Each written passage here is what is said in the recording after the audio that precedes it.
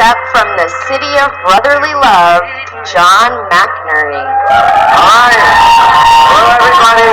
I'm incredibly nervous. This is my first Ignite presentation.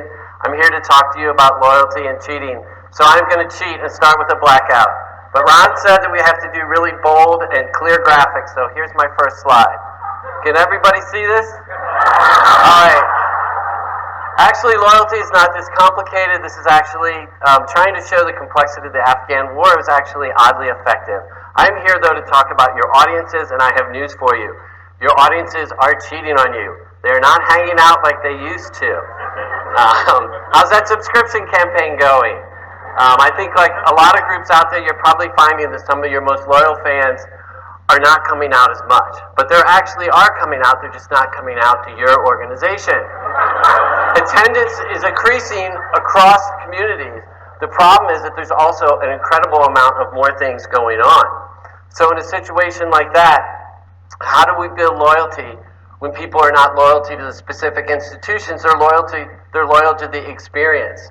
So we need to come up with a different way to build loyalty across different communities. So I propose that we put together a, wait for it, arts turducken. A turducken is a chicken inside a duck inside a turkey.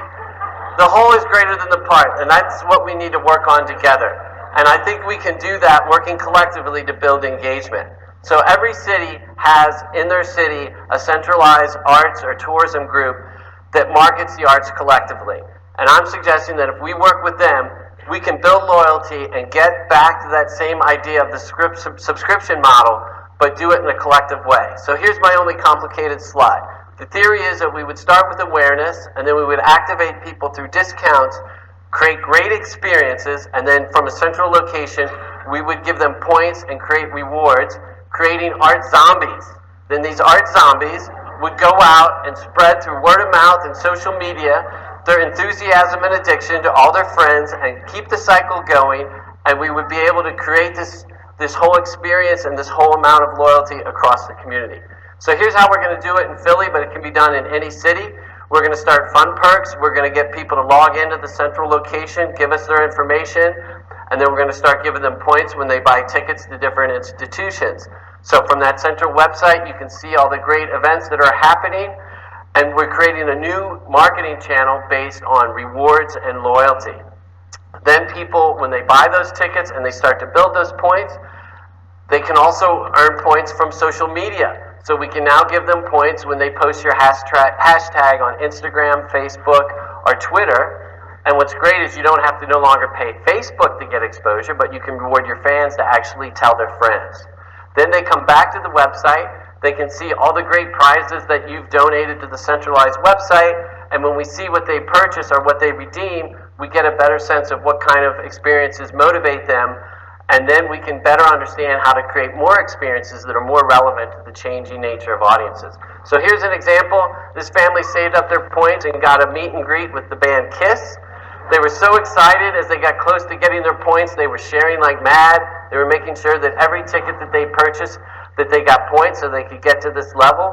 You know, there's a lot of marketing groups out there that will sell you information about consumers and what they do. What's great about this idea is we would build that knowledge from our own audiences and from our own loyalty program, so we would understand real people, not segmentation. So here's a typical arts consumer. This is Walter. We don't know a lot about Walter, but we know that he loves music. We know that we've seen him at a couple different Irish festivals, and we know he likes to hang out with a lot of his friends from the kennel. Now Walter joins the loyalty program. Everyone realizes this guy's really into heavy metal music and into St. Patrick's Day, and that's what's driving his participation. So now we're able to create this great experience. Here's Walter with all his friends, and they're experiencing Kiss, and this is at the Wagner. They're having a great time. His friends have all signed up for the loyalty program. This is the first time they've ever came to that institution. So at the end of the day, Walter is exhausted from running around, creating excitement, spreading the word about all the amazing things that you're doing.